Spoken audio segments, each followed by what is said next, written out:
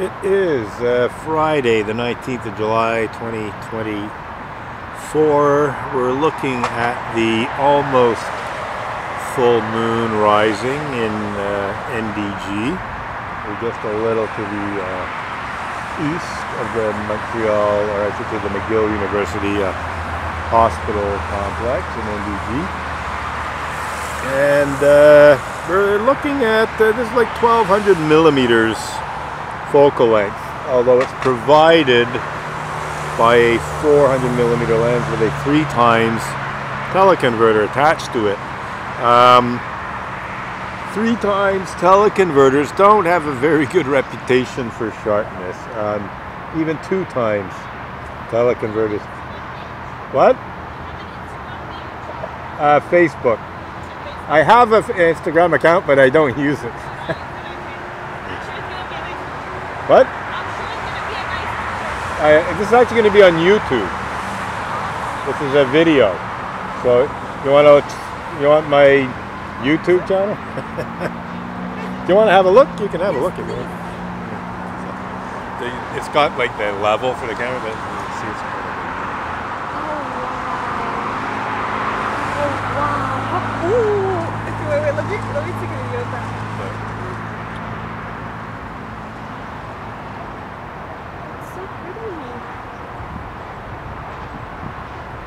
So what's the Facebook or the YouTube? It's Robin. Robin.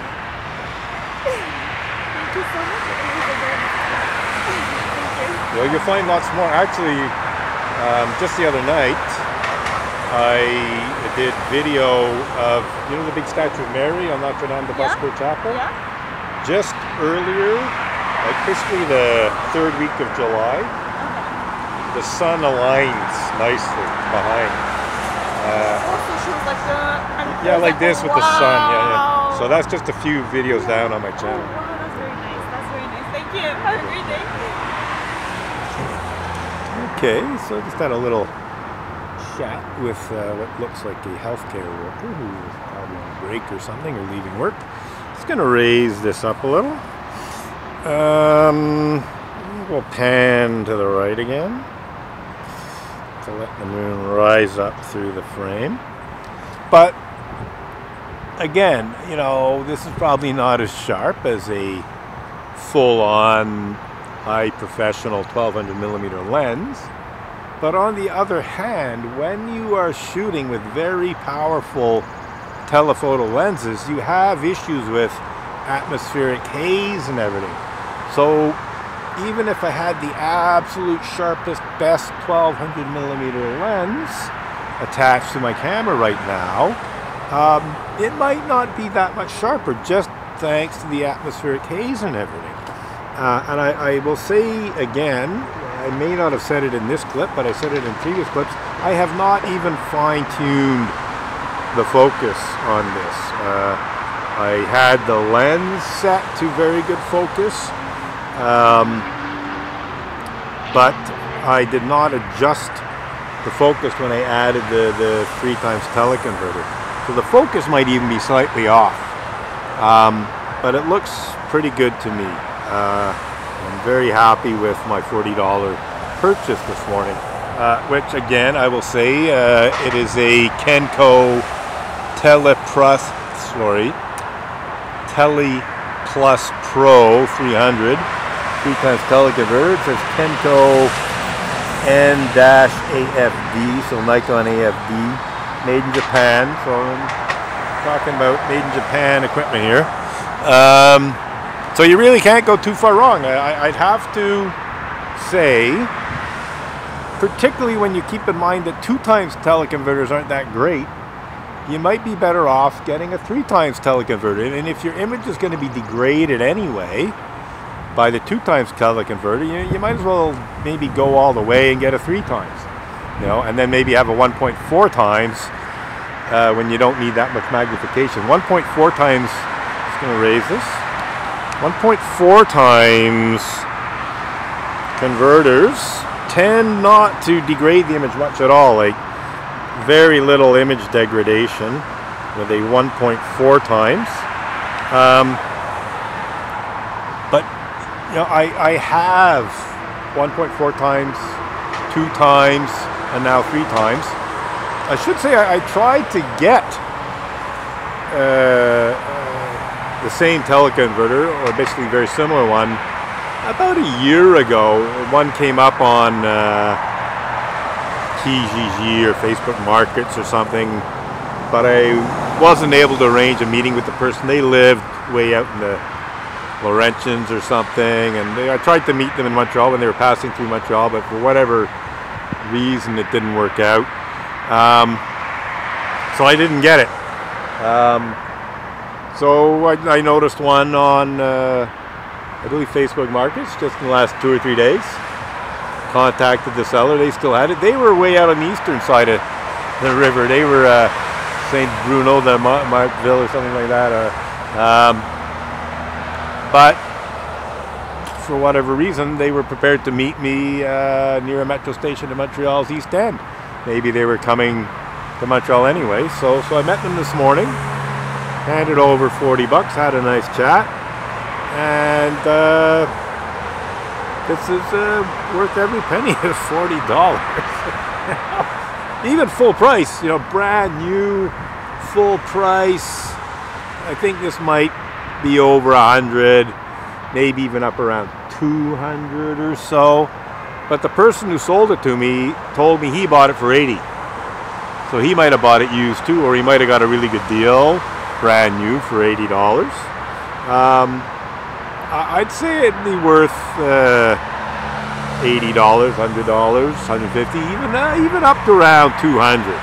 I'd say I wouldn't want to spend much more than 200 on this, but I think I got my $40 worth here, and I'm very happy with what I'm seeing. Just going to raise the camera a little bit, and so this is basically an endorsement of the Kenko 3x Teleplus Pro 300 teleconverter, and yeah, what I have, you know, this is used, has a little bit of wear on it, but it looks almost brand new, to be honest. The exterior looks pretty minty, just a few little nicks here and there.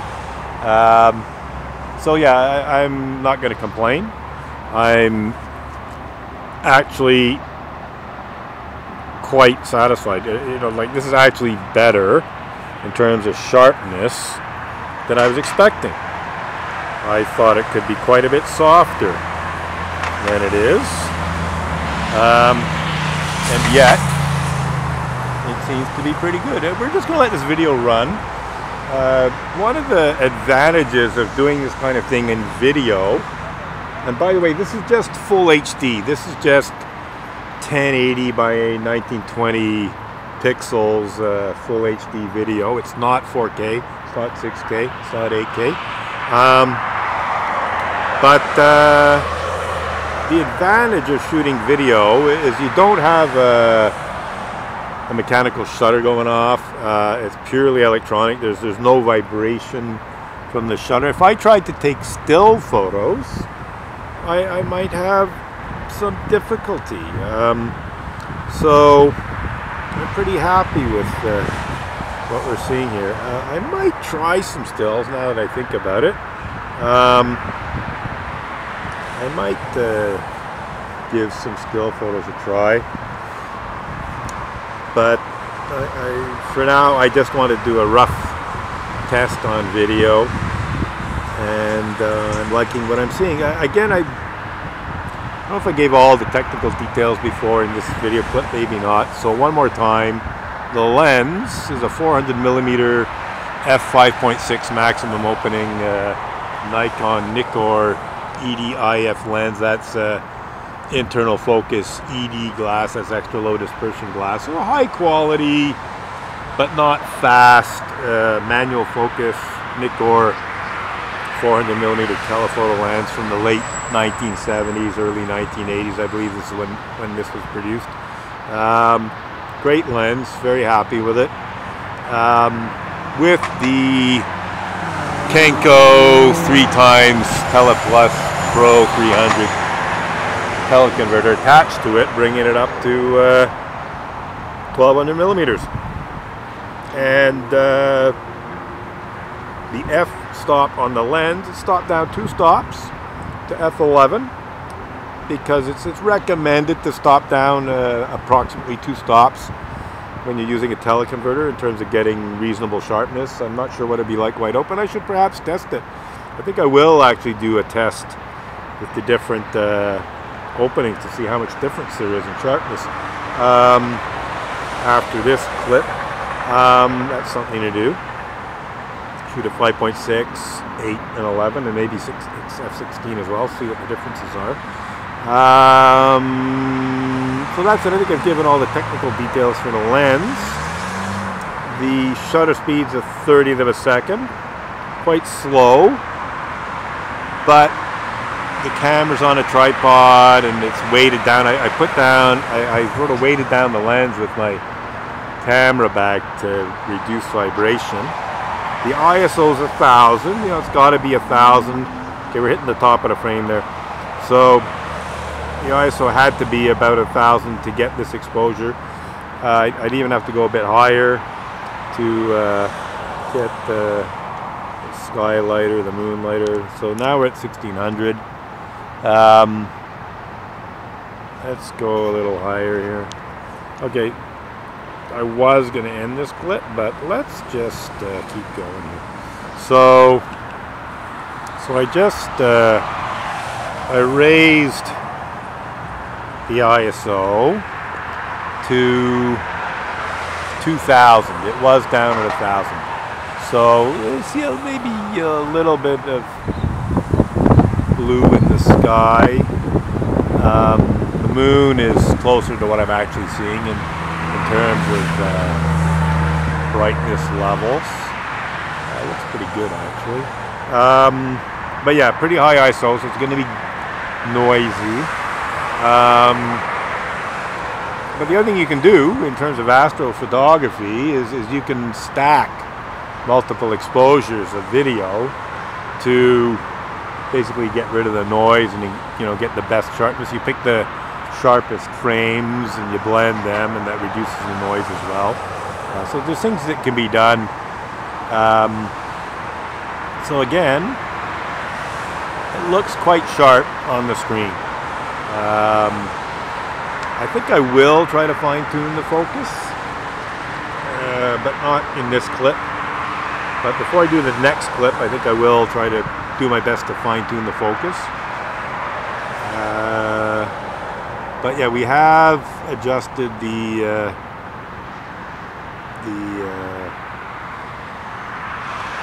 ISO. So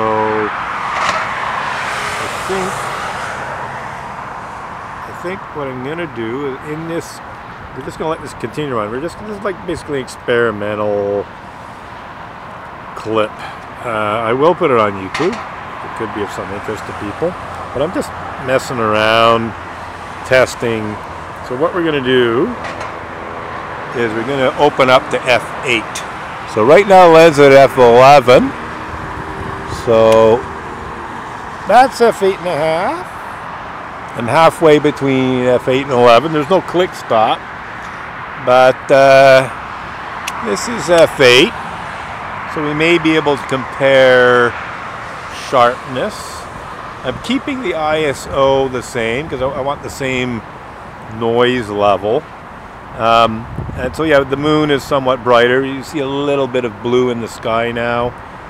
This isn't bad actually. Like it looked pretty good at f11, but it looks pretty good at f8 and 8.5. Oh, I just saw a little glitch there. Looked like there's a little glitch in the video. Looked like a bright band all of a sudden. So I think I will open totally wide open. But first we'll go at f5.6.5. So this is 5.6.5. Again, I'm not adjusting the exposure oh, that's interesting. I'm getting some interesting artifacts here. Okay, I know what it is. It's some, yeah. Okay, so it's probably not in the video what I just saw. So yeah, this is 5.6.5. So stop down, half stop, and this is wide open. Again, it looks pretty good. I have not adjusted the shutter speed or the ISO. Only the f-stop. So what we're going to do going to bring this back down a bit. A little off to the left here. We're going to do the reverse order of what I just did. We can also see the edge sharpness differences. I have to say, like, it looks pretty sharp on this screen. Like I'm seeing craters at the edge of the moon that look pretty sharp. So this is wide open. This is wide open, f5.6, 30th of a second, 2000 ISO. So now we'll go about a half stop down. So there we're at about 5.6 and a half. And now we'll go to f8. So now we're at f8. And now we'll go to f8 and a half. And now we'll go to f11. So again, I did not change the ISO to match the exposure, but everything else is the same. Shutter speed's the same, ISO is the same, still 2000. It's just the f-stop that I've been changing, which obviously makes the moon lighter or darker. So what are we going to do here? We've got 3.5 minutes of recording time left in this clip. So we're going to go to almost full 20-minute clip here. I think what I'll do is I'll even stop down to f16 just to see what it gives us.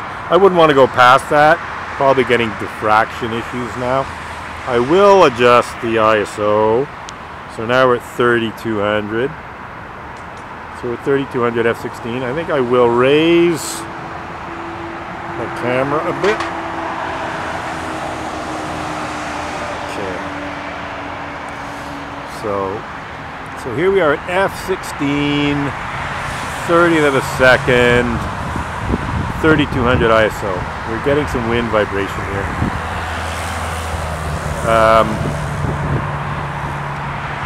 We will now go to f11 and a half-ish.